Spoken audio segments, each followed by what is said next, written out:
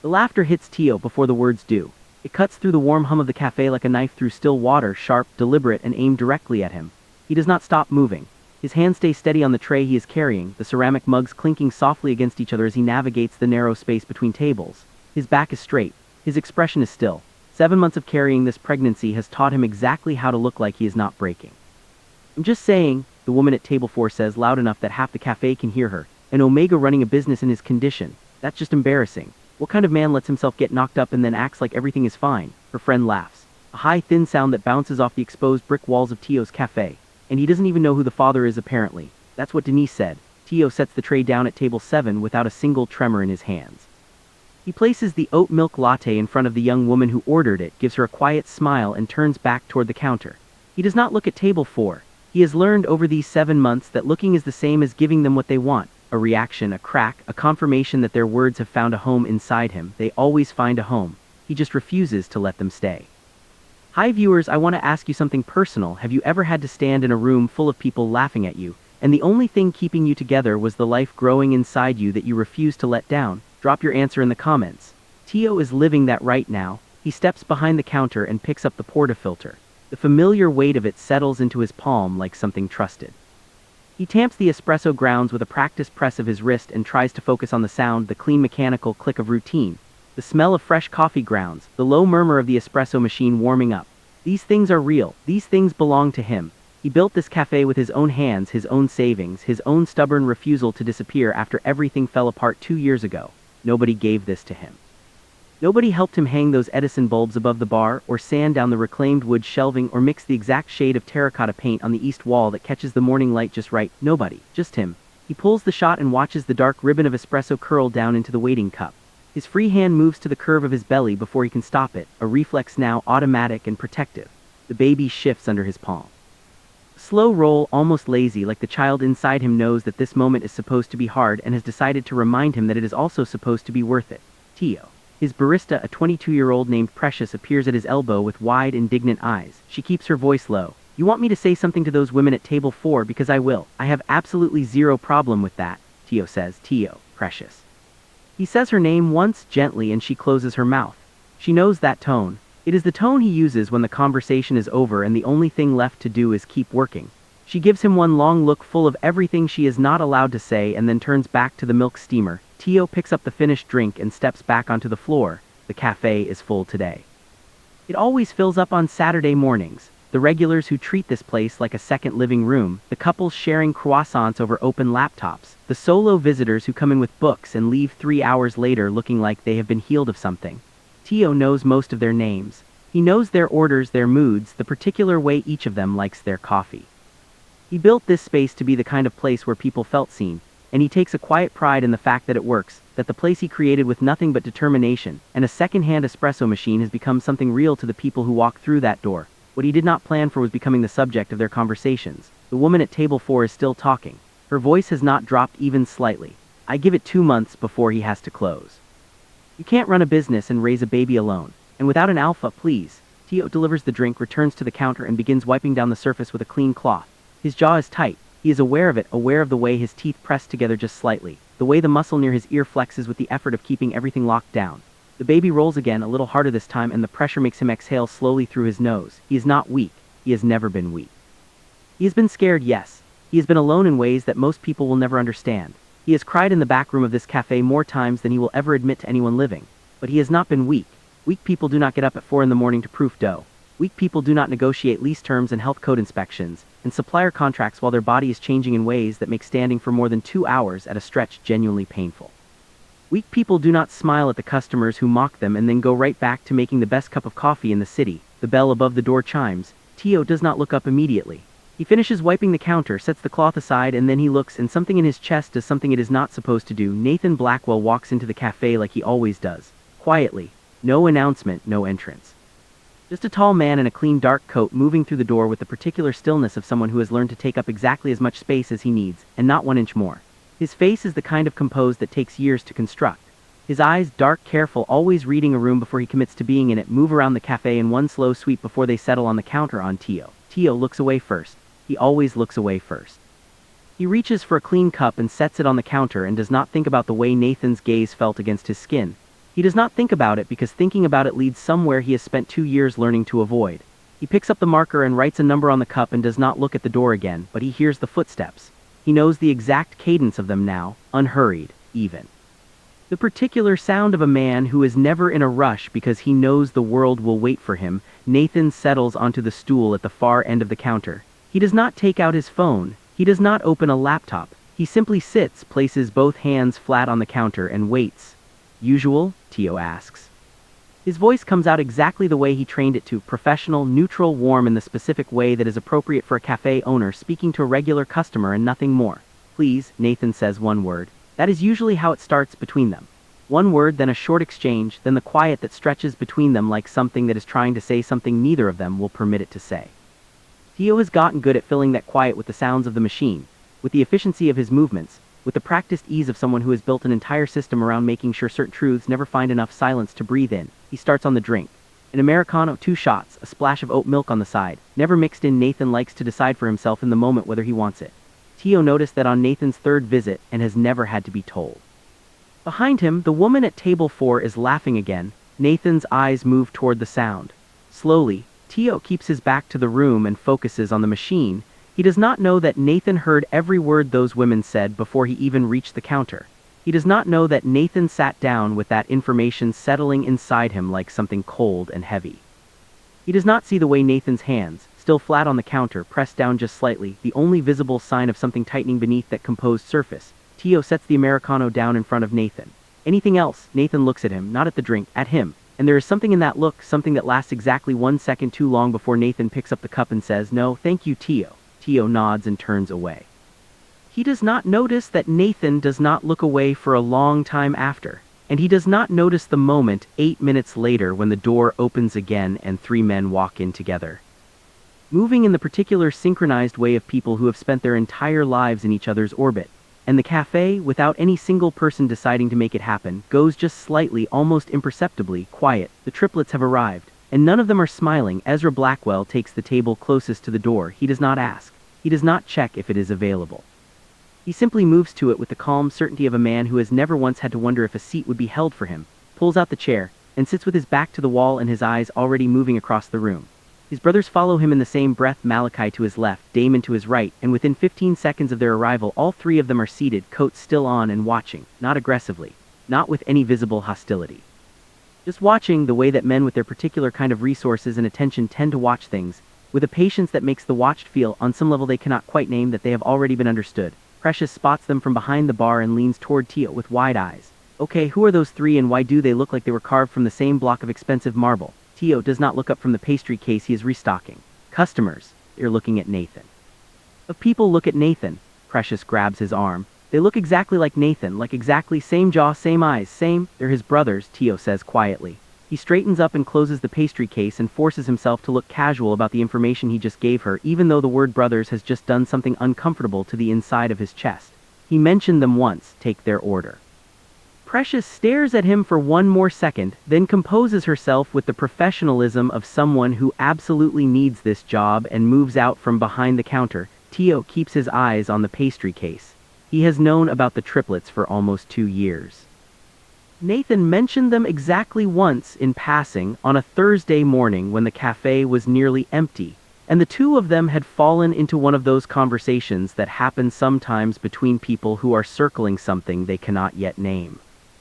He had said it lightly, "My brothers are in town this weekend, should be interesting," and then changed the subject, and Tio had filed the information away in the part of his memory reserved for things about Nathan that he was not supposed to care about but did. He cares about too many things regarding Nathan. That has always been the problem. He picks up a clean cloth and begins wiping the already clean surface of the bar, because he needs something to do with his hands and standing still is not something he is capable of right now. The baby presses against his ribs from the inside, a slow, steady pressure that his doctor told him at his last appointment is just the child stretching, getting comfortable, making space. He breathes through it. From across the cafe, Ezra is still watching the room. His eyes move with the precise, unhurried attention of someone cataloging information, the layout of the space, the position of the other customers, the dynamic at the counter where his brother has been sitting for the better part of 40 minutes over a single Americano. Malachi beside him is quieter. He has a stillness to him that is different from Ezra's watchfulness, not scanning, just present, absorbing. Damon, the youngest of the three by 9 minutes according to the single time Nathan mentioned it, is the only one who looks even remotely relaxed. He leans back in his chair and picks up the small menu card on the table and actually reads it. Precious arrives at their table with her order pad. "Welcome in. Can I get you all started with something?" "Coffee," Ezra says. "Black." "Same," Malachi says. Damon sets down the menu card and looks up at Precious with an easy smile. "Do you all make a lavender oat latte? I saw it on the sign outside." "Do," Precious says, visibly delighted to have one human being at this table. "It's really good. We make our own lavender syrup." "Take that," Damon says. "Thank you." Precious writes it down, glances once more at the two brothers who are definitely not looking at her, and retreats to the bar. Tio takes the order from her and starts pulling shots. He is careful not to look at the table. He is careful, in the specific way he has become careful about many things over these 7 months, not to give any outward sign that the presence of these 3 men in his cafe has reached inside him and grabbed onto something tender. Nathan is still at the counter. He has not turned around to acknowledge his brothers. He is looking at his phone now, or appearing to. The screen is dark, Tio notices when he sets down the finished drinks. Nathan is staring at a dark screen and calling it looking at his phone. "Your brothers are here," Tio says. He keeps his voice neutral. Nathan's jaw shifts, a small movement. "I know, they are at the table by the door." "I know," Nathan says again. He looks up. His eyes meet Tio's with a directness that does not feel like a casual exchange between a customer and a cafe owner. It feels like someone standing at the edge of a conversation that has been waiting 3 years to happen. "Are you all right?" Tio blinks. "I'm working." "That's not what I asked." Espresso machine fills the silence between them. Somewhere behind Tio, Precious is steaming milk. The woman at table 4 has finally stopped talking, though her friend is now showing her something on a phone with a particular conspiratorial huddle of people sharing something they should not. "I'm fine," Tio says. "I'm always fine." Nathan looks at him for one more moment, that same careful reading look, and then he nods and picks up his coffee and returns to his dark phone screen. Tio turns away. He picks up the tray with the brothers' drinks and carries it to their table himself, because Precious is occupied and because some part of him, the part he does not examine too closely, wants to know what they sound like up close. Wants to know what it feels like to stand in the presence of the people who know Nathan in the way that only family can know someone from the inside from the beginning with no performance required. "Lavender oat latte," he says, setting Damon's drink down first. "2 black coffees." "Thank you," Damon says immediately, wrapping both hands around the tall glass. He looks up at Tio with an open, interested expression. "You're the owner?" "I am," Tio says. "Beautiful place," Damon says, and he means it. Tio can tell from the way his eyes move around the space when he says it, taking it in with genuine appreciation rather than the polite verbal filler people use when they feel obligated to say something nice. "You built all this yourself?" "Mostly," Tio says. Ezra across the table is not looking at him. He is looking at the counter, at Nathan, and then very slowly back at Tio. His expression gives away nothing. But the look lasts long enough that Tio feels it on the back of his neck after he turns to walk away, a look that carries the weight of a question that has not been asked yet. He is almost back at the counter when he hears it, the woman at table 4, again. Louder this time, with the particular carelessness of someone who has decided that the soft background noise of a cafe grants them a privacy they have not actually earned. Just don't understand how someone lets themselves end up in that situation. No alpha, no support, waddling around his own cafe like everything's fine. It's embarrassing, honestly, for him and for the baby. Tio stops walking. He does not turn around. He does not let his hands shake, though they want to. He does not let the hot press of something behind his eyes become anything visible. He breathes in. He breathes out. He makes his feet move again, one step and then the next, back behind the counter, back to the machine, back to the work. He does not hear the sound of chairs shifting behind him. He does not notice that at the table by the door, all 3 brothers have gone very still. Ezra is the first one to move. He does not stand. He simply shifts in his chair, a small, deliberate repositioning, and his eyes lock onto the woman at table 4 with the particular quality of attention that makes a room temperature drop. Malachi beside him sets down his coffee cup with a precision that makes no sound at all. Damon stops mid-sip and lowers his glass slowly. None of them speak. Not yet. The woman at table 4 is still laughing at something her friend said, completely unaware that the atmosphere 3 tables away has shifted in a way that has nothing to do with the weather outside. Her friend, however, is more perceptive. She glances up, catches the edge of something in the direction of the triplets' table. And her smile stiffens almost imperceptibly. Tio is behind the counter. He is grinding a new batch of beans. The machine is loud enough that he does not hear Ezra push back his chair. Ezra Blackwell does not cross the cafe quickly. There is no urgency in the way he moves, no heat, no visible anger. He walks the way he always moves, which is to say with the unhurried, deliberate calm of a man who does not need to rush, because the moment will still be there when he arrives. He reaches table 4 and pulls out the empty chair across from the 2 women, and sits down in it like he was invited. The woman who had been talking, a woman in her late 40s with a large tote bag and the confident energy of someone accustomed to having opinions and sharing them freely, looks up at him with a startled expression. "Can I help you?" "I think there's been a misunderstanding," Ezra says. His voice is low and even and completely without aggression.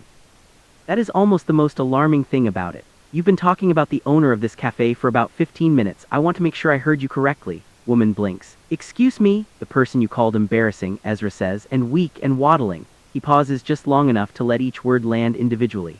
I want to make sure I heard those words correctly because I'd rather not assume.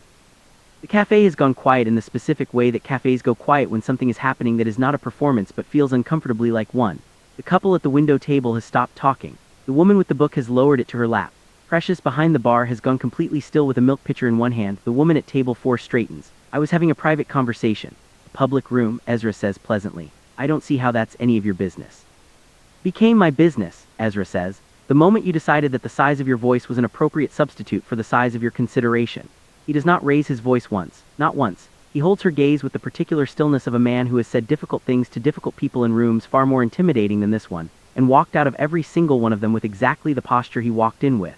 The man you're talking about built this place. He gets up before the sun does and he works until his back hurts, and he does it while carrying something most people in this room couldn't carry on their best day. And you've been sitting in his space, drinking his coffee and calling him embarrassing. Woman opens her mouth. Not finished, Ezra says softly. She closes it. Going to finish your drinks quietly, he says, and then you're going to leave. And when you leave, you're going to leave a tip that reflects the quality of the service you received and the hospitality of the space you were given access to. And after that, this conversation is done. He stands. He tucks the chair back under the table with a clean, final movement. Thank you for understanding. He turns and walks back to his table. The woman at table 4 does not say another word. Tio does not know any of this has happened. He is still at the machine, focused on the grind, on the beans, on the rhythm of the work.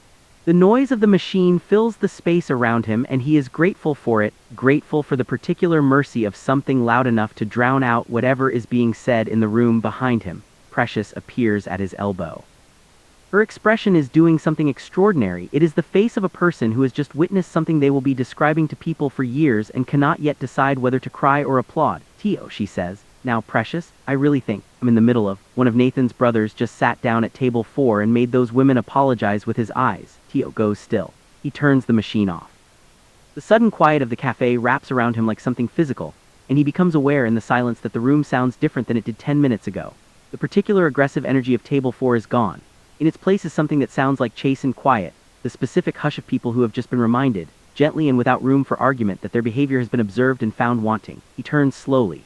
The woman at table 4 is gathering her things. Her friend is already pulling on her coat. Neither of them looks up. At the table by the door, all 3 brothers are back in their seats. Ezra is lifting his coffee cup. Malachi is looking out the window. Damon is watching Tio with an expression that is open and unreadable at the same time. Tio looks at them for exactly 1 second, then he looks at Nathan. Nathan is still at the counter. He has turned his stool so that he is no longer facing the bar, he is facing the room. He did not miss any of it. His eyes are on Tio now, and in them is something that Tio cannot categorize and cannot afford to spend time trying to. It is too warm, it is too direct. It is the look of a man who is no longer pretending that he is here for the coffee. Tio picks up his cloth and turns back to the counter. His hands, finally, are not entirely steady. He tells himself it is the exhaustion. 7 months of pregnancy exhaustion. The fatigue that his midwife warned him about. The way the 3rd trimester stacks weight on a body, not just physically, but in ways that have no clinical name. He tells himself that the pressure behind his sternum right now is just that, just tiredness dressed up as something it is not. He does not let himself think about the fact that someone, for the first time in 7 months, said something in his defense without being asked. He does not let himself feel how much that matters. The bell above the door chimes. Table 4 leaves without looking back. The tip they leave is, in fact, substantial. Precious picks it up and walks it directly to Tio and sets it on the counter in front of him without a word.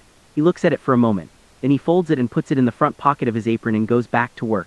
It is another 20 minutes before he realizes that Damon has not looked away from him since the moment he turned back to the counter. And it is another 10 minutes after that, when Malachi quietly leans toward Damon and says something that Tio is too far away to hear, that Damon nods slowly, and both of them look for just a moment at their brother Nathan. At the counter watching Tio does not see this, but Precious does, and her expression watching all of it unfold from her spot by the milk frother becomes something very still and very certain. Like someone watching a sky that has been gray for a long time finally begin to change. The back room of Tio's cafe is 12 feet by 14 feet. He knows this because he measured it himself before he signed the lease, stood in the empty, dusty space with a measuring tape and a notebook, and made himself believe on the basis of those numbers alone that he could build something real here. The room holds a small desk pushed against the left wall, a shelving unit stacked with dry goods and order files, and the particular organized chaos of a small business run by one person who has learned to be everything at once. There's a wooden stool that creaks on the left side when you sit on it and a single window that faces the alley, and lets in the particular gray afternoon light of a city that has not made its mind up about the weather. Tio closes the door behind him and allows himself, for exactly 3 minutes, to not be fine. He leans against the desk and presses the heel of one hand against his sternum and breathes. Not the controlled, careful breathing he does in front of customers, not the quiet nose, steady chest discipline of a man who has decided that his feelings will not be permitted to conduct themselves in public. This breathing is different. This is the kind that shakes a little on the exhale. The kind that comes when the body has been holding something for too long and the only private room in the building is finally available. The baby moves, a long, slow roll that starts low and travels upward like a wave finding its way across still water. Tio's hand drops to his belly automatically, spreading wide over the curve of it, and the touch alone does something to the tightness in his chest. He breathes again. The baby settles. "I know," he says quietly to no one, to both of them. "I know." He has been having this conversation for months. This one-sided, almost absurd conversation with a person who cannot yet respond, who does not know that their existence is the most terrifying and clarifying thing that has ever happened to Tio's life. Who does not know that the cafe exists in a very real way because of them, because when Tio found out he was pregnant and understood with sudden, cold certainty that he was going to be doing this alone, the grief lasted exactly 2 weeks before it became something else. Something that looked from the outside a lot like a business plan. He had never let himself grieve for long. That has always been his particular discipline. He sits down on the creaking stool and rests both hands on the top of his belly and stares at the window and the gray alley light and thinks, for the first time in weeks, about Nathan. He thinks about Nathan the way he usually does not allow himself to, without the careful management that normally sits between the thought and the feeling, the internal editor that trims everything back to what is safe and functional and survivable. He thinks about the way Nathan sits at that counter and drinks his coffee and does not make demands of Tio. Does not flirt, does not push, does not take up more space than the stool he sits on. Just comes back. Week after week, Saturday morning after Saturday morning, without explanation and without agenda. Just comes back and orders his Americano with the oat milk on the side, and sits there like someone who has made a decision that has nothing to do with coffee. Tio does not know what to do with that consistency. It is in some ways harder to bear than absence would be. Absence he could close a door against. Absence he could name and put down and walk away from. But Nathan being here, being present in this way that asks nothing of him, being considerate and still and steady, that is a different kind of weight. It is the weight of something unfinished, of a story that was never properly told, with a beginning and a middle and no ending because the ending got scared and ran. The ending was Tio. He knows that. He ran. 2 years ago, when he first understood what was growing between them, when it became clear that the feeling was not one-sided, that Nathan looked at him with something real and specific and undeniable, he ran from it. He told himself he had reasons. He told himself that an Omega with no Alpha, no pact, no formal bond had no business getting involved with a man like Nathan. He told himself he was protecting himself. He told himself a lot of things with a lot of conviction, and then spent the next 2 years watching Nathan come back to his cafe every single Saturday morning, and the telling himself had gotten quieter and quieter, and now it was mostly just silence. Silence and this child 7 months along with Nathan's hands in Tio's stubborn jaw, and a future that Tio has spent 2 years trying to build sturdy enough to carry both of them safely. His phone buzzes on the desk. Text from his midwife, a reminder about Tuesday's appointment. He picks it up, reads it, sets it back down. He has not missed a single appointment, not one. He drives himself to everyone, sits in the waiting room among couples who lean against each other and share earbuds, and when the nurse calls his name he stands up alone and smiles and goes in and does what needs to be done. He has got very good at the alone. He just has not entirely made his peace with it. A knock at the door. Soft. Precious's knock. She does 2 short and 1 long. "Yeah," he calls. The door opens a crack. "We're getting slammed out here," she says. 2 parties of 6 just walked in and the espresso machine on the right is being weird again. "The pressure valve," Tio says. He stands from the stool and straightens his apron and puts his hands on the door frame and looks at his reflection in the dark glass of the laptop on the desk. Sees a man who looks tired in the particular way that is not about sleep, who looks like someone carrying more than the visible weight, who looks, if he's being honest, like someone standing at the edge of something large that he does not yet know the name of. Precious says, "Coming," he says. He steps back out into the cafe. Nathan is still at the counter. Of course he is. He has ordered a second coffee, Americano again, same specifications, and he is holding it in both hands and watching the door of the back room with an expression that Tio only catches for half a second before Nathan looks down at his cup, but half a second is enough. Tio moves behind the counter and goes to the malfunctioning espresso machine and checks the pressure valve and adjusts it with the quick, practiced efficiency of someone who has fixed this exact problem 16 times since he bought the machine. The machine responds with a reassuring hiss and then levels out. He is bending slightly to check the gauge on the bottom panel when the pain arrives. Not an emergency pain. He knows what those feel like from the books and the classes and the many frank conversations with his midwife. This is the dull, spreading ache of muscles that have been standing and carrying and compensating for too many hours on a single day. It starts in his lower back and fans outward, and it is enough to make him straighten up slowly, one hand going to the counter for balance, his eyes closing for just a second. 1 second. Nathan's voice, close, too close. Tio opens his eyes. Nathan is off the stool. He is standing on the other side of the counter from Tio, close enough that Tio can see the fine lines near the corners of his eyes, the way his brow has drawn together into something that looks nothing at all like pity and everything like concern. I'm fine, Tio says before Nathan can ask. Been on your feet since before I got here, Nathan says. It's been 4 hours. I know how long I've been working. I know you know, Nathan says, and his voice is measured in a way that suggests he is choosing his words with a care Tio has not heard from many people. I'm not questioning your capability, I'm just, he stops, restarts. Do you have someone covering the afternoon shift? Precious and Marcus, Tio says. Then go sit down, Nathan says. Please, Tio looks at him. He looks at this man who comes back every Saturday morning, and orders his Americano and does not push and does not demand and does not ask for anything, and who is now looking at Tio with the expression of someone who has decided quietly and without drama that asking Tio to take care of himself is something worth doing. He does not go sit down, but he does stop arguing. He turns back to the counter and pours himself a glass of water and drinks it slowly, in full view of the cafe. Nathan goes back to his stool. Neither of them speaks again for several minutes. At the table by the door, Malachi has been watching this exchange with an attention that is perfectly still. He reaches into his coat pocket, removes his phone and types something. A moment later across the table, Damon's phone lights up. Damon reads the message. His expression, which has been open and easy all morning, shifts into something quieter. He looks up from his phone and across the cafe, at Tio, at Nathan, at the small, compressed geography of space between two people who are pretending, not very successfully, that no geography exists. He types back one word. Malachi reads it and nods. Neither of them says anything out loud. But the quality of their watching for the rest of the afternoon is different from before. More focused. The way that people watch when they have just confirmed something they already suspected, and are now deciding what, if anything, to do with it. Tio, behind the counter, feels something he cannot name, like the room is holding its breath around him, like something is about to shift that he will not be able to stop once it starts. He refills his water glass and tells himself it is just the tiredness. He tells himself that until closing. The last customer leaves at 6:47. Precious locks the front door, flips the sign, and immediately kicks off her shoes with the particular relief of someone who has been waiting to do that exact thing for 3 hours.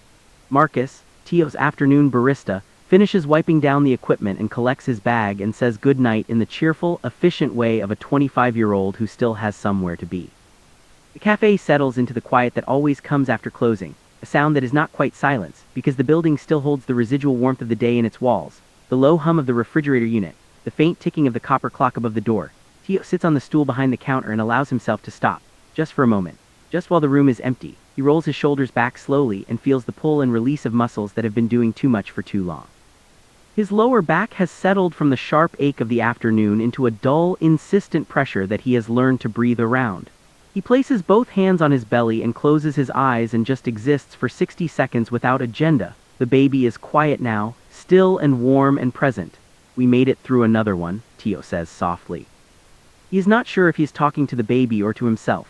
Both probably. He opens his eyes and looks at the cafe, the clean surfaces, the chairs. Precious is quietly appending onto the tables, the soft Edison glow of the lights above the bar, and feels the thing he always feels at this hour.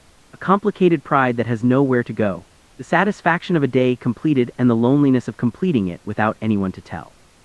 He reaches for his jacket on the hook under the counter, and is working one arm into the sleeve when a knock hits the glass of the front door. Precious looks up from the chairs. Tio looks at the door. Nathan is standing on the other side of it, not Nathan and his brothers, just Nathan, alone on the sidewalk with his hands in his coat pockets and the city lighting behind him, and an expression that Tio can read through the glass clearly enough to feel something clench behind his ribs. He looks like a man who has decided something. Tio does not move for a moment.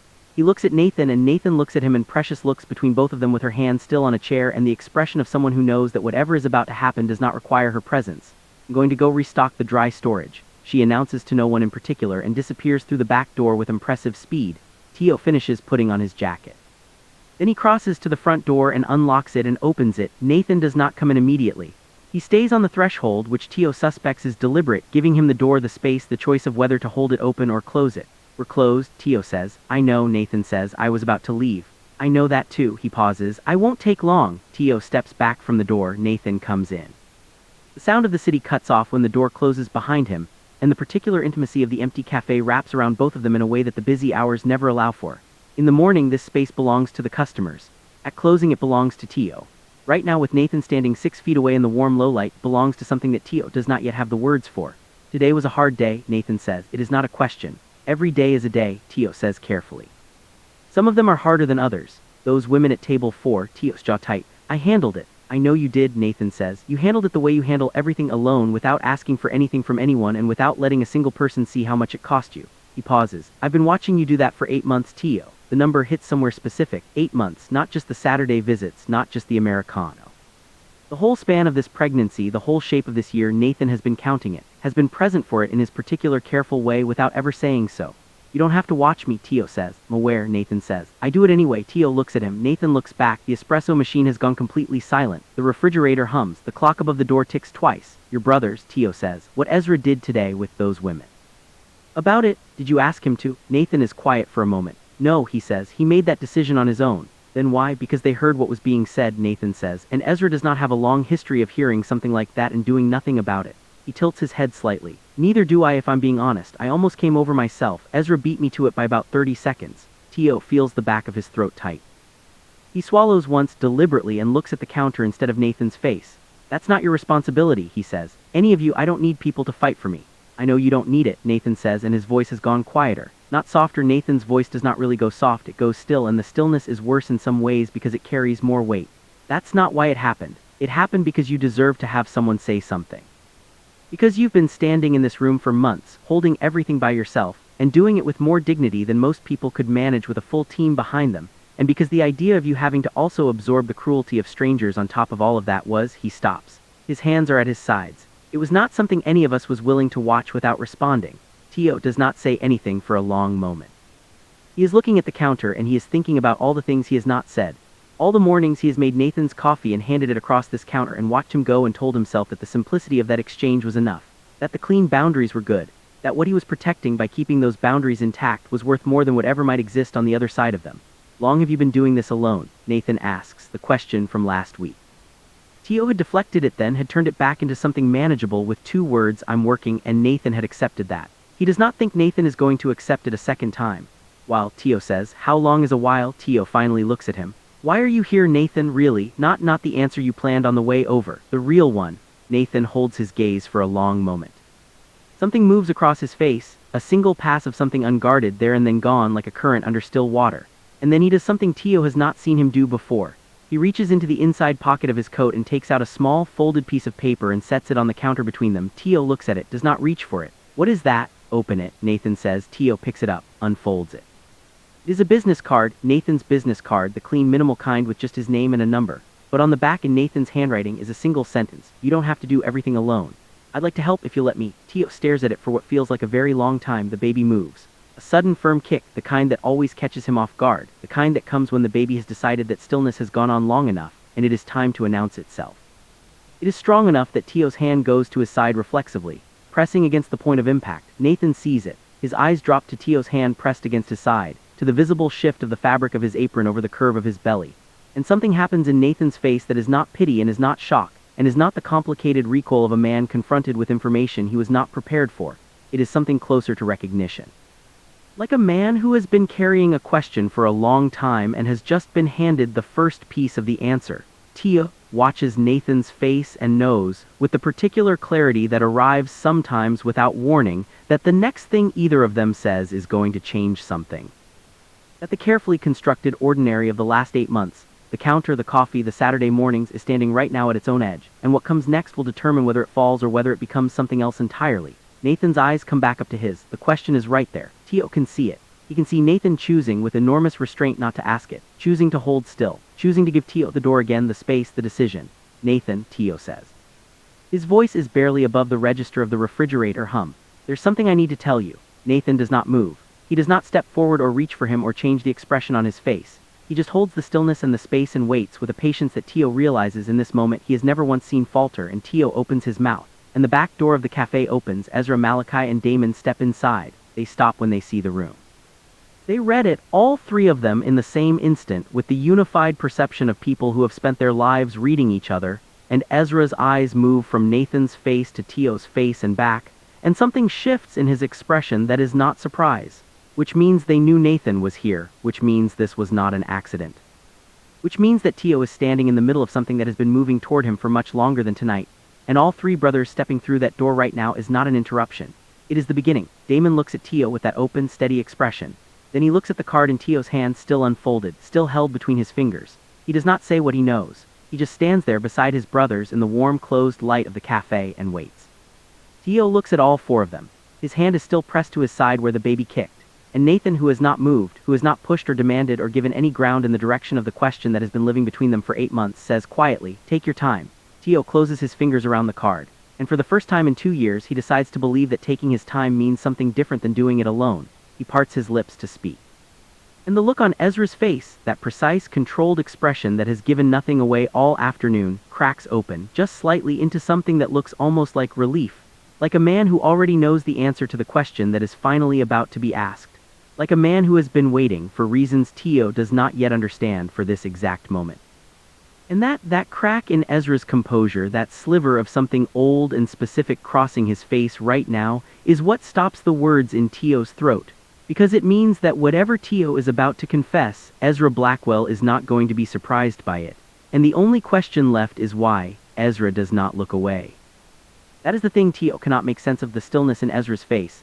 The way the crack in his composure does not widen and does not close, just stays there, sitting in the space between them like a door left open to a room Tio did not know existed. The cafe is quiet enough that Tio can hear his own breathing. He can hear the clock above the door. He can hear just barely the sound of the city on the other side of the glass, indifferent and continuous, having no idea what is happening in this room. Nathan is watching Tio's face. Tio is watching Ezra's. And Ezra, who has said very little all day, who has moved through this space like someone who already knows its dimensions, who sat at table 4 and calmly dismantled 2 women's cruelty without raising his voice once, looks back at Tio with an expression that carries the weight of something specific. Not general concern, not polite curiosity, something targeted, something that knows exactly where to look. "You know?" Tio asks him. His voice comes out steady. He is surprised by that. Ezra tilts his head slightly. "Know what?" "Don't," Tio says, one word, clean and direct and carrying everything he cannot afford to explain yet. "Don't answer a question with a question. I've had a very long day and I am standing here in my own cafe holding a card from your brother, and there is something on your face right now that is not the expression of a man who came in here by accident. So I am asking you directly, how do you know?" The room holds. Damon, to Ezra's right, exhales through his nose. Malachi on the left does not move at all. Nathan turns slowly on his heel to look at his brothers. He looks at Ezra first. The look is not angry. It is the look of a man who has just realized he is standing inside a conversation that has been happening without him in some form for longer than tonight. "Ezra," Nathan says. His voice is quiet in the way that quiet is the loudest thing a room can hold. Ezra looks at his brother for a moment. Then he looks back at Tio. And then he does something none of them expected. He pulls out one of the bar stools and sits down on it. Not aggressively, not with any performance. Just sits like a man who has decided that whatever comes next deserves to be received from a settled position. "Sit down, Tio," he says, not a command. Something closer to a request from someone who understands that what they are about to say requires the person hearing it to not be standing. "Fine standing," Tio says. "Been on your feet for 11 hours. Nathan's voice again, same register. "Me say what I came here to say," Ezra says, and he says it to his brother calmly, the way that only people who have known each other their entire lives can say difficult things without it becoming a confrontation. Then he looks back at Tio. "My brothers and I, we've been following Nathan's Saturday mornings for a while. Not because we don't trust him, because we know him. He has been coming to this cafe for 8 months, and in 8 months not once has he talked about it, not once. Nathan talks about everything. He talks about the company and the contracts and the quarterly numbers and the 47 things that are going wrong in any given week. He does not stop talking." He pauses. "Except about here, except about you. He never said your name, not once." Nathan is still, completely still. "When someone doesn't talk about a thing," Ezra continues, "in my experience that thing is the one that matters most. So yes, we came to see." He looks at Tio with that precise, direct attention. "And what we saw today was a man who is 7 months pregnant, running a business by himself, absorbing cruelty from strangers without flinching, and making the best cup of coffee I have had in 3 years. And I watched my brother sit at that counter for 4 hours and look at you like a man trying to remember how to say something he has never found words for." He stops, folds his hands on the counter in front of him. "So I'll ask you the same question you just asked me, and I'll mean it the same way you meant it. Don't answer it with another question, just answer it." Tio waits. "Is Nathan the father?" Ezra asks. The refrigerator hums. The clock ticks.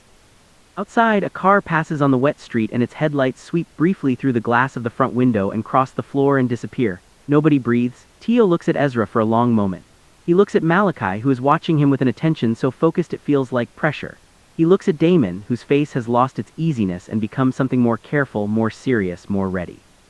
He looks at Nathan, who has gone the color of a man standing at the edge of something enormous, whose hands are at his sides and whose eyes are locked on Tio with an intensity that has nothing in it except the desperate, disciplined stillness of a man waiting for the truth to arrive. Tio looks at Nathan and he says, "Yes." The word takes less than a second to say. It is one syllable. It is the smallest possible unit of language. It contains 2 years of silence and 7 months of alone, and every Saturday morning and every cup of coffee and every careful deflection and every moment Tio stood in the back room of this cafe and pressed his hand to his belly and made a promise to a child who did not yet know the shape of the world they were coming into. It lands in the room like something that has been falling for a very long time and has finally found the floor. Nathan does not move. Damon sits down slowly on the nearest chair, as if his legs have made a decision independent of the rest of him. Malachi closes his eyes for exactly 3 seconds, then opens them, and Ezra, who asked the question, who has been carrying the weight of his suspicion all day with perfect composure, breathes out, long and slow and quiet. The relief that crosses his face is the most human thing Tio has seen from him all day. It is the exhale of a man who has been holding something heavy and has just been given permission to set it down. "Okay," Ezra says. That is all he says, just okay. Like the word is a foundation, something to build on, and he is already thinking about what comes next. Nathan has still not moved. Tio looks at him and feels the full, complicated weight of what he has just done settle into his bones. The secret is out. The thing he has been carrying like a private wound for 2 years. The truth he has rehearsed telling in the back room of this cafe at 3 in the morning when the only audience was the shelves and the dark window. It is out. It is in the room. It is in Nathan's face, which is doing something Tio cannot fully read because he has never seen Nathan's face do this thing before. "Nathan," Tio says quietly. Nathan breathes in. A single, controlled inhale. Then he walks toward the counter slowly, the way he walks everywhere, unhurried and deliberate, and he sits down on the stool directly across from Tio. He sets both hands flat on the counter surface. He looks at Tio from a distance of 4 feet and says in a voice that is absolutely level, "How long?" 2 years, Tio says. "I found out about 2 months after." He stops, restarts. "After the night we spent together, before you left for the Tokyo assignment. I found out and I decided." Another stop. Because explaining the decision 2 years later in this room feels different than it did in the abstract. It feels smaller. It feels like something that made a certain kind of sense in the loneliness of those early weeks and makes a different, harder kind of sense now. "I decided I would handle it myself." "You decided?" Nathan says. "Yes, without telling me." "Yes." Nathan does not raise his voice. His hands on the counter do not form into fists. He does not stand up or push back or do any of the things that Tio, in the dark hours of his imagining, always pictured a man doing upon receiving this information. He just looks at Tio, and the looking has everything in it, the hurt and the confusion and the enormous effort of holding both of those things without letting them become anger. Because anger would be easier and Nathan is clearly choosing not to take the easy thing. "Why?" Nathan asks. It is the only word that matters and they both know it. Tio looks at him, at this man who comes back every Saturday, at this man whose brother stepped into a cafe on a day they had never been there before and defended a person they had never met because that person mattered to Nathan and therefore mattered to them. At this man who wrote 7 words on the back of a business card and left the door entirely open. "Because I was scared," Tio says, and for the first time in 2 years the sentence does not sound like an excuse. It sounds in the quiet of this empty cafe like the most honest thing he has ever said out loud. Nathan holds his gaze. The muscle in his jaw moves once. "Of me?" he asks. "Of needing you," Tio says. "Of needing anyone, of building something real with someone and having it not hold." He pauses. I'm not good at needing people, Nathan. I never have been. And when I found out, it was easier to decide that I could do it alone than to take the risk of me choosing to be there," Nathan says. Tio is quiet. "That's what you were afraid of," Nathan says, not an accusation, a careful, precise reading. "Not that I would leave, that I would stay, and that staying would mean you had to trust it." Clock ticks. The baby moves, long and slow, right through the center of the silence. And Tio, who has not cried in the presence of another person in longer than he can clearly remember, feels his eyes go hot and his throat close, and he looks at the counter surface and breathes and does not cry. He does not cry. He has made it this long without breaking in public, and he will not break now, not even in a room that has become somehow the safest room he has stood in for years. He does not cry, but Nathan sees his face. And Nathan quietly slides his hand across the counter until his fingers rest just beside Tio's. Not on top of them, not grabbing, just there, present, available, asking nothing. Tio looks at Nathan's hand beside his, then he looks up at Nathan's face, and behind him at the table where Damon has sat down and Malachi has finally moved, all 3 brothers look at each other in the warm low light of a closed cafe, and none of them says a single word. Because none of them needs to. Damon makes coffee. Nobody asks him to. He simply gets up from the chair where he has been sitting and moves behind the bar with a quiet purposefulness, studies the machine for about 10 seconds and begins. The sound of it, the familiar mechanical rhythm of the grind and the pull and the steam, fills the space in a way that is both practical and kind. It gives everyone in the room something to exist alongside that is not the weight of what has just been said. Tio watches Damon work and does not tell him he is doing it wrong. He is not doing it wrong. Nathan has not moved his hand. Tio has not moved his either. They are sitting on opposite sides of the counter with their hands 3 inches apart and the whole shape of the last 2 years between them, and neither of them is making the move to collapse the distance or to expand it. It is, Tio thinks, the most honest they have been with each other in all the months they have shared this counter, which says something about what honesty costs and why people avoid it for as long as they possibly can. I need to ask you something, Nathan says. Hey, Tio says, did you, in the time you've been doing this alone, did you ever come close to telling me? Was there ever a moment where you almost said something? Tio thinks about it honestly. He does not reach for the comfortable answer. Every Saturday, he says finally. Every time you came in. The first 5 minutes every time I thought this is the day. This is the day I'm going to say it. And then the morning would move forward and you'd be sitting there and everything would feel too fragile to touch and I'd let it go. Nathan absorbs this. Every Saturday, everyone. Nathan looks down at the counter surface. Something moves through his expression, not anger, not grief exactly, something in between. The particular feeling of a man who has been present for something and understands now that his presence was real and visible and still somehow not enough to close the gap. I knew something was wrong, he says. I don't mean that as an accusation, I knew, I could feel it every time I came in. The way you look at me for half a second and then stop. I thought I was misreading it. I told myself 100 times I was projecting. He exhales. I wasn't projecting. No, Tio says. You weren't. Damon appears at the end of the counter with 4 cups.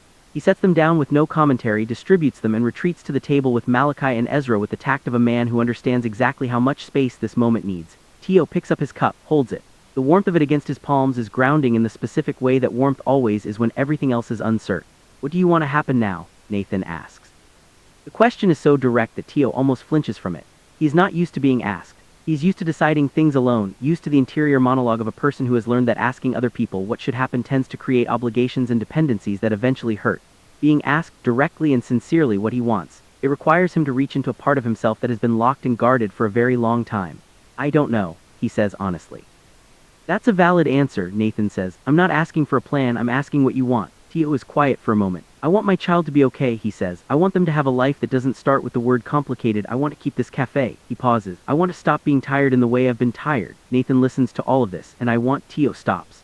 Nathan says. Tio looks at him, at the careful steadiness of this man. The way Nathan has not flinched once tonight, not at the confession, not at the weight of 2 years of silence, not at the difficulty of this room and this conversation and everything it contains. I want to believe that I don't have to do the rest of it alone, Tio says. I want to believe that's actually possible, that it's not just, he searches for the word, that it's not just tonight, that it holds. Nathan looks at him for a long, unbroken moment. Then he picks up his coffee cup and takes a slow sip and sets it back down and says, then let me show you, not tell you, show you. Let me show up the way I've been showing up every Saturday, except this time you know why, and this time we don't pretend it's only about the coffee. Let me be here and then decide. Tio holds that. It is not a grand declaration. It does not come with promises that neither of them can verify in advance.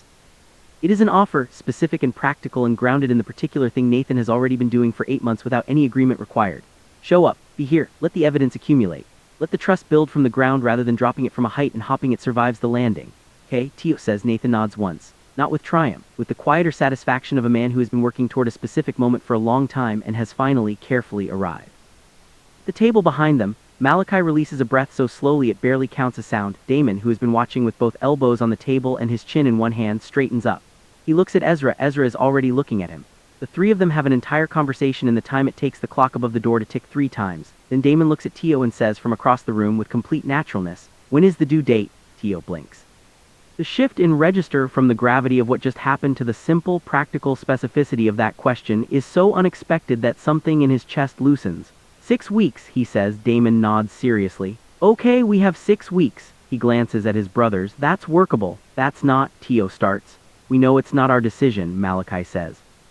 He speaks for the first time since they entered through the back door, and his voice is lower than his brother's, deliberate in a way that carries the texture of a man who chooses his words with great care.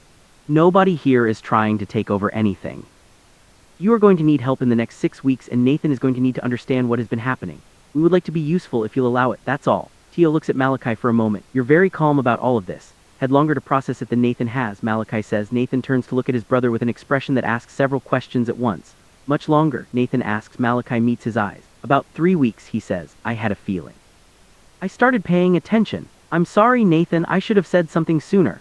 Look, Nathan gives his brother as complicated and brief, and then it is gone, replaced by the particular expression of someone who will be having a separate, longer conversation about this at a later time. 3 weeks, Nathan says. 3 weeks. Malachi confirms. Nathan looks at Tio. Tio looks at Nathan.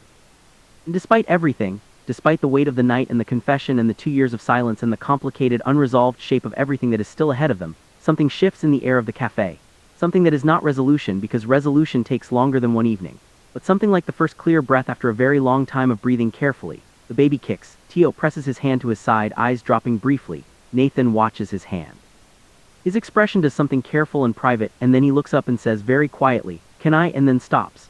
As if he has realized he does not have the right to finish that question yet, Tio looks at him. Understands the unfinished ask. He reaches out and takes Nathan's hand from the counter and places it palm down on the side of his belly where the baby just moved. Nathan goes completely still. They stay like that for 5 seconds. 10. The baby shifts again, a long, rolling movement, and Nathan's hand presses in just slightly, not pushing, just receiving. Just making contact with something he did not know existed 8 months ago and has just been given permission to feel for the first time. His throat moves. He does not say anything.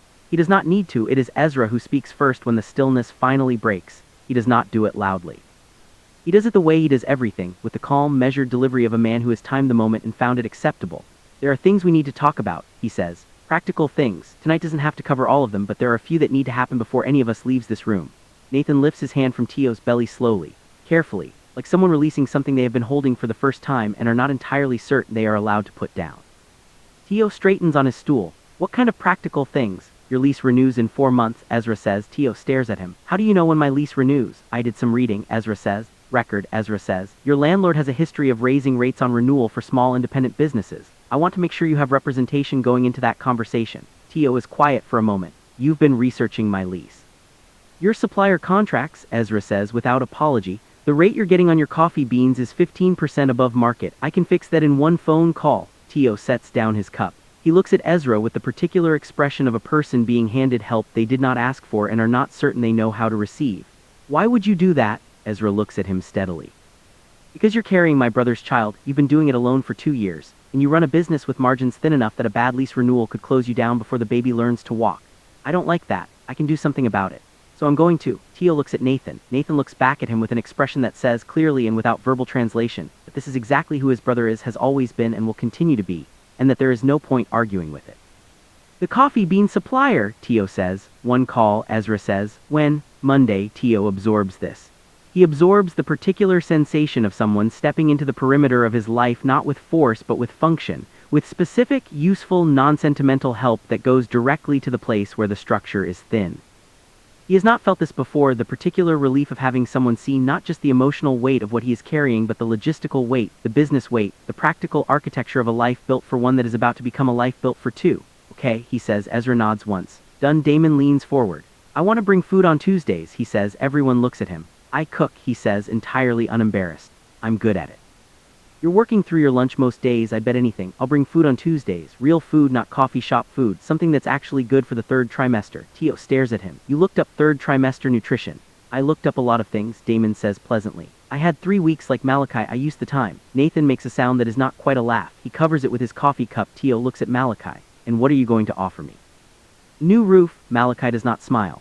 He looks at Tio with that still careful attention and says, "I'm a family attorney. I want to make sure that whatever happens between you and Nathan, however it goes, however long it takes, whatever form it takes, your rights and the child's rights are protected before that baby arrives.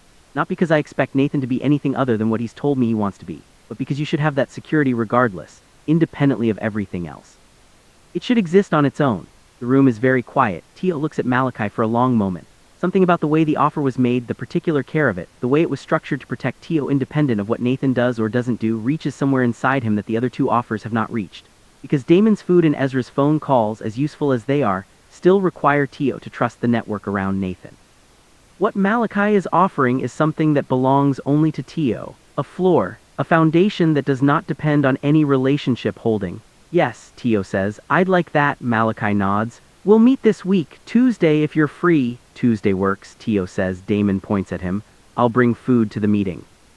And here, in the closed cafe on an ordinary Saturday night, with the Edison lights warm above the bar and the espresso machine cool and quiet and the city still doing its city things on the other side of the glass, something shifts in the room that none of them fully names. It is not resolution. It is not the neat ending of something difficult.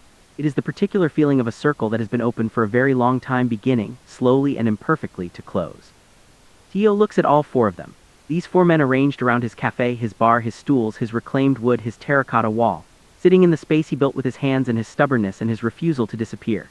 sitting in it like people who belong there and none of them making a single demand of him and all of them offering things that are real and specific and useful. He does not know what to do with this. He has never known what to do with this. But he is, for the first time in 2 years, considering trying.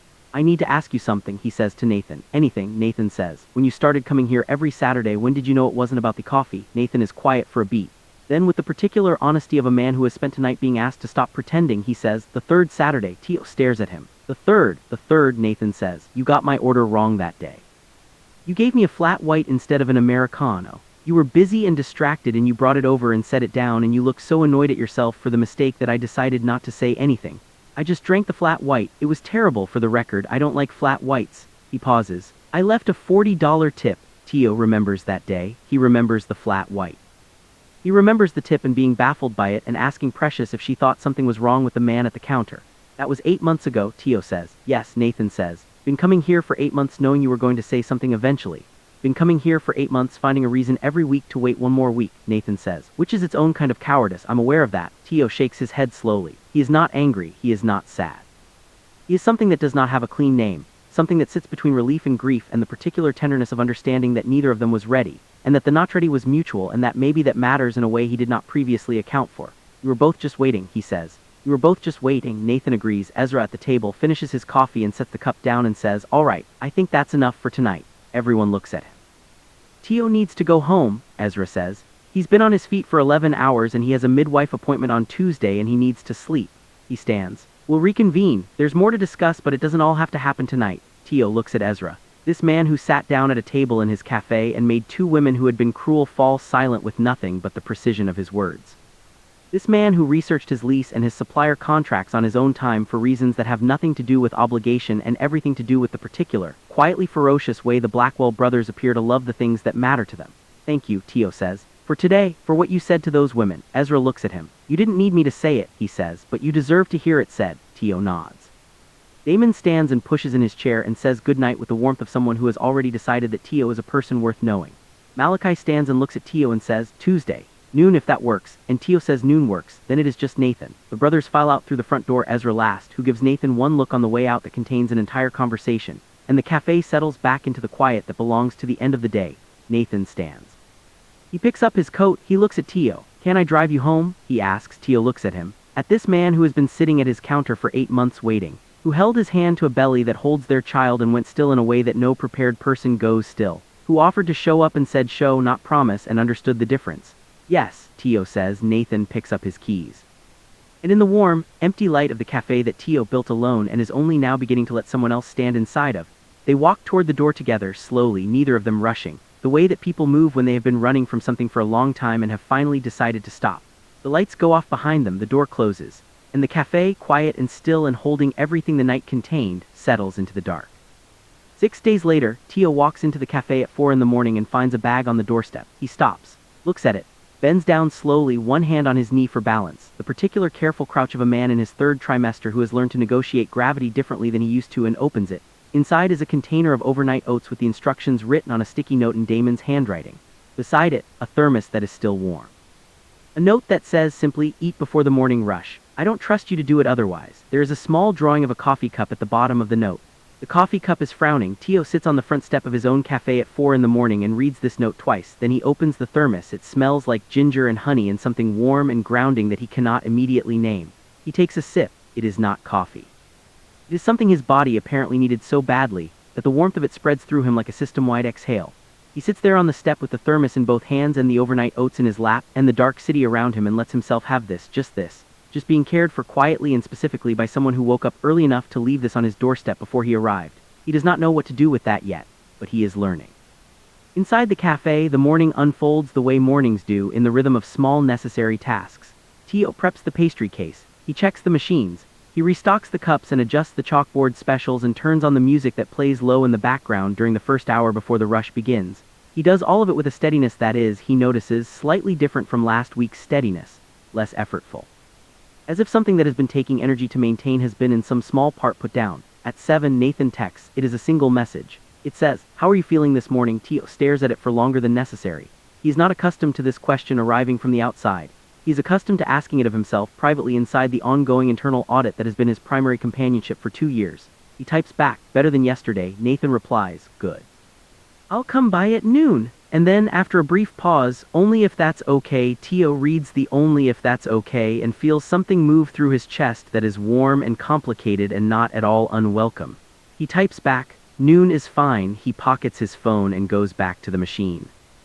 Precious arrives at 7:30 with her shoes already on, which is notable and with the expression of someone who has been sitting with a large quantity of very interesting information since Saturday night and has used all of her willpower to wait until now before addressing it. She lasts 4 minutes. Tio, she says. I know, he says. So Nathan Blackwell is. I know. His brother's just Precious. She presses both hands flat on the counter and looks at him with enormous eyes. Are you okay? Like really okay? Not work okay. Actually okay? Tio looks at her. At this 22-year-old who showed up to work at his cafe 9 months ago with a slightly wrong resume and complete confidence that he would hire her anyway, and who has been showing up every day since with a specific, unasked loyalty that Tio has never fully known how to acknowledge. I think I might be getting there, he says. Precious blinks. For a moment her face does something that threatens to become crying and then it pulls back into something that is trying to be professional and not quite making it.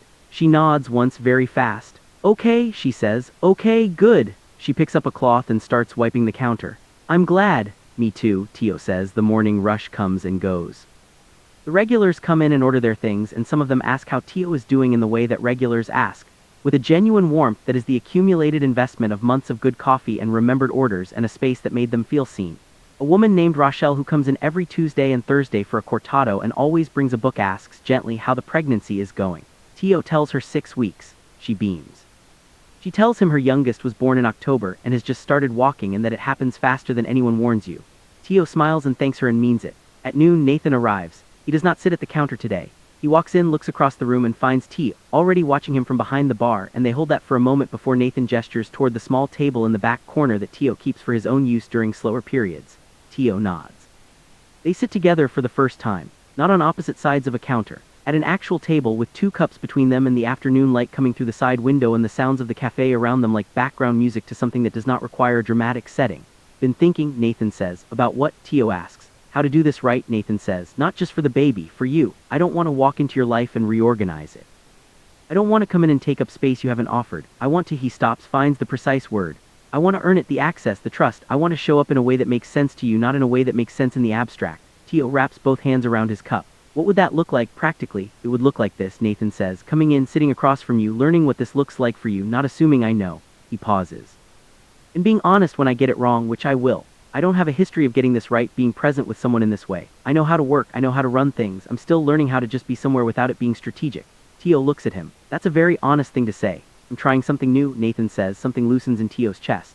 Something that has been held at a particular tension since Saturday night, not from distrust exactly, but from the cautious self-protection of a person who has been hurt not by dramatic betrayal, but by the quieter damage of being left to manage alone.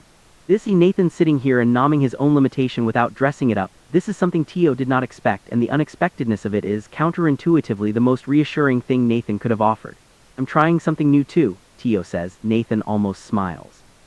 It is the closest Tio has ever seen him come to it, a small shift at the corner of his mouth that carries a warmth that the composed face around it has spent years carefully containing. Tuesday, Tio says. Malachi is coming by with some paperwork. Damon is bringing food.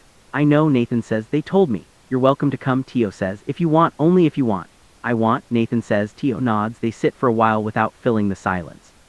The particular easy quality of it, the absence of pressure, the absence of performance, the simple companionability of 2 people sitting in the same room without requiring anything of each other, is something Tio has not had in so long that he does not have a ready name for it. He just allows it. He drinks his coffee. Nathan drinks his. The afternoon light moves across the table. The baby kicks. Tio looks down at his own hand as it moves to his side. Nathan sees it. He does not reach over. He does not ask. He just watches with the expression of a man who is learning what it looks like to be near something precious, and understands that the nearness itself is the thing to be grateful for. Thank you for letting me drive you home Saturday, Nathan says. Thank you for asking, Tio says. They look at each other across the small table. 2 people at the beginning of something that has, in its own complicated way, been beginning for 2 years. Who got here the hard way, through silence and fear and Saturday mornings and flat whites and a card with 7 words on the back.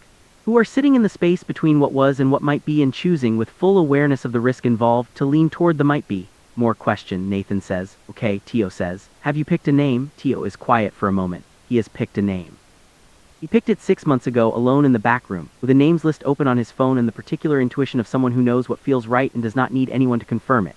He picked it and has said it to no one, not to Precious, not to his midwife, not to anyone because it felt too real to say out loud to another person, too much of an acknowledgement that the future is a place he's actually going to. He looks at Nathan. Caleb, he says, if it's a boy. Caleb Emmett, Nathan is still, and if it's a girl, he asks. Imani, Tio says. Imani Celeste. Nathan says nothing for a long moment. He looks at the table, he looks at his hands. He looks very briefly at somewhere past the window in the direction of nothing in particular, and his expression does the thing that Tio has learned over the last 6 days is what Nathan's face does instead of crying. Those are beautiful names, Nathan says, his voice is steady. Everything else about him is not.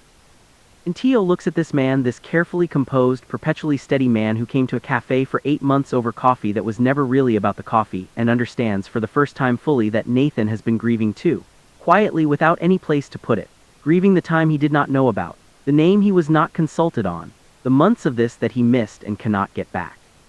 And he is sitting here in this cafe and receiving what is being offered and not asking for what was not, and holding all of it with a grace that Tio is only now beginning to understand takes an enormous amount of quiet, invisible strength.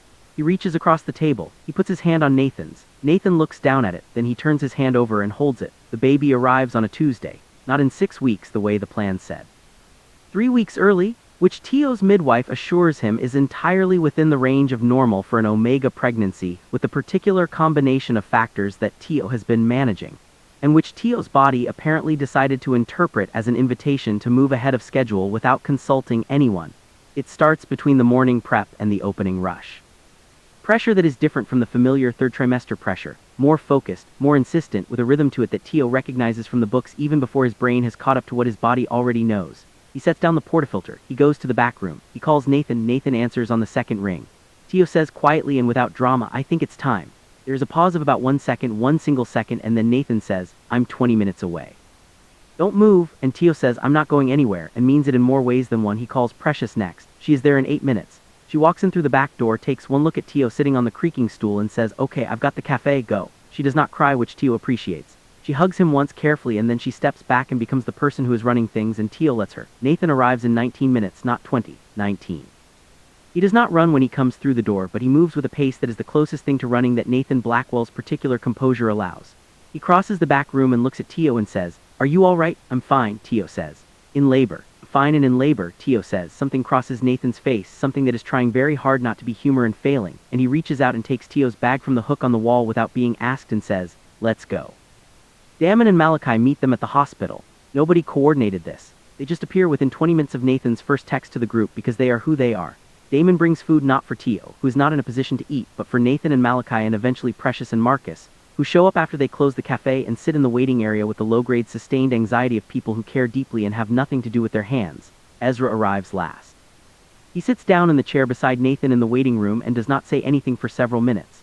Then he says, how is he? Strong, Nathan says. Ezra nods. Of course he is. Labor takes 9 hours. Tio does it the way he has done everything, with his jaw set and his eyes forward, and a specific internal stubbornness that his midwife later describes in her notes as one of the most focused laboring presences she has attended. He does not perform bravery. He is simply in it, breathing through it, moving through it, doing what the body requires with the same disciplined attention he brings to everything that matters to him. Nathan stays. He does not leave the room. He does not check his phone. He does not make calls or step out or become busy with anything that exists outside of this room and this moment. He sits in the chair beside Tio's bed, and he is present in the specific, unperformed way that Tio has come to understand is Nathan's most genuine register. Not loud, not dramatic, just entirely, unflinchingly there. At 4:37 in the afternoon, Caleb Emmett enters the world. He is small and furious and perfect, with a voice that announces itself immediately and does not leave any room for doubt about the strength of his lungs. The midwife hands him to Tio, and Tio takes him, and the world compresses down to this small, outraged, extraordinary person now resting against his chest, who has been the reason for everything for the past 7 months, and who is, now that he is here, more than anything Tio's imagination had the vocabulary to prepare for. Tio looks at his son's face. He does not have the words. He has never been a person who runs out of words, who cannot find the sentence that covers the situation. But here, with Caleb's weight on his chest and the midwife moving quietly in the background and the room warm and ordinary and completely transformed, there are no words. There is only this. Only the fact of the thing, present and undeniable, and more than Tio knew he was going to be allowed to have. He looks up at Nathan. Nathan is standing at the edge of the bed. He has not moved closer. He is doing the thing he has been doing since the beginning, holding back, offering space, giving Tio the door. His hands are at his sides. His face is doing the thing it does instead of crying, and it is losing. Come here, Tio says. Nathan steps forward. Tio shifts slightly, careful with Caleb's weight, and looks up at Nathan and says, "Meet your son." Nathan sits on the edge of the bed. He looks at Caleb with an expression that has absolutely nothing in it of the composed, readable man who came into a cafe for 8 months over Americano. It is everything in it of the person who was there all along underneath that, the one who drove Tio home and picked up his bag without being asked and answered the phone on the second ring and sat in a chair for 9 hours and did not leave. His hands come up slowly. Tio transfers Caleb with the careful, deliberate movement of a man handing over the most important thing he has ever held, and Nathan takes his son for the first time and goes still, completely still, the kind of still that is not controlled, not managed, the kind that comes when something arrives in a person that is too large for their body's usual organization to contain, and everything has to temporarily stop to make room for it. Caleb makes a small sound. Opens his eyes, dark, unfocused, taking in the blurred shapes of a world that is entirely new. His hand, no larger than a walnut, opens and closes against Nathan's chest. Nathan bends his head over his son. He does not say anything for a long time. In the waiting room, Ezra's phone buzzes. He reads the text, 1 line from Nathan, 3 words, and stands. He shows it to Malachi, who reads it and closes his eyes and breathes. He shows it to Damon, who puts his face in both hands for approximately 5 seconds and then lifts it back up with the expression of a man recalibrating. The text says, "He's here. He's perfect." Precious, sitting across from them, watches their faces. She does not need to read the message. She knows. She picks up her coffee cup and holds it and looks out the window at the evening city and allows herself, quietly and without drama, to cry. Marcus hands her a napkin. In the room, Nathan lifts his head. Looks at Tio over the top of Caleb's small, perfect head. His eyes are red. He does not try to cover it. He does not compose himself. He just looks at Tio with everything visible. The love that was always there and the time that was lost and the grief of the missing months and the staggering, present-tense gratitude of being here now, holding this, being allowed this moment. "I missed the beginning," he says. His voice is rough. "I know," Tio says. "I'm going to be here for everything that comes after." "I know," Tio says again, and this time the knowing is different. This time it is not the careful, guarded knowing of a person managing their expectations. This time it is the knowing of someone who has watched a man show up and show up and show up again, and has decided with full information, with clear eyes, with all the fear still present but no longer in charge, to believe what the evidence says. Nathan reaches across the small space between them. His free hand, the one not holding Caleb, finds Tio's. He does not say anything more. He does not need to. He just holds Tio's hand in his while their son rests between them, and the room is quiet, and the evening light comes through the window, and everything that has been broken and everything that is beginning sit in the same space together and make room for each other. Tio leans back against the pillows. He looks at his son. He looks at Nathan. He looks at the window and the light and the ordinary, extraordinary fact of this room. And for the first time in 2 years, the tiredness that has lived in his bones like a permanent resident lifts. Not completely, not forever, because parenting is not a condition that reduces tiredness, but in the specific way that is about the alone. The weight of doing it alone. That weight right now in this room, with Nathan's hand in his and Caleb's breath against Nathan's chest, is gone. He does not know what the next chapter looks like. He knows it will be imperfect. He knows there are conversations still ahead that will be hard and honest and necessary. He knows that trust built from evidence takes longer than trust made from promises, and he is prepared for the length of it. But he is not alone in the length of it. That changes everything.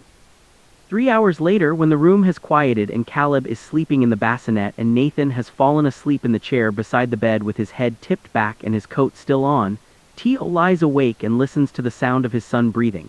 It is the smallest, most consistent sound he has ever heard. It is the sound of a future that held. He closes his eyes. Outside the window, the city moves through the night the way cities do, indifferent and continuous and full of people at the beginnings of things they do not yet know the shape of. Full of second chances wearing the clothes of ordinary Tuesday evenings. Full of doors that have been closed for a long time and are tonight just barely beginning to open. Tio breathes. His son breathes. And across the room in the chair, Nathan shifts in his sleep and murmurs something too quiet to hear, and his hand, even asleep, reaches out in the direction of the bassinet. Tio watches him. Then he closes his eyes and sleeps for the first time in months without dreaming of being alone. If this story moved you, if you felt every quiet moment Tio carried by himself and every step Nathan took toward him, then you already know that these are the stories worth staying for. Drop a comment below and tell us, what was the moment in this story that hit you hardest? Was it the cafe, the card with 7 words, or the room where everything finally arrived? Your comment might be the thing that helps someone else decide to watch. Share this story with someone who needs to believe in second chances right now. And if you are new here, subscribe and turn on your notifications, because stories like this one, stories about strength that does not make noise and love that shows up even when it is late, are what this channel is built on. There is more coming. Do not miss it.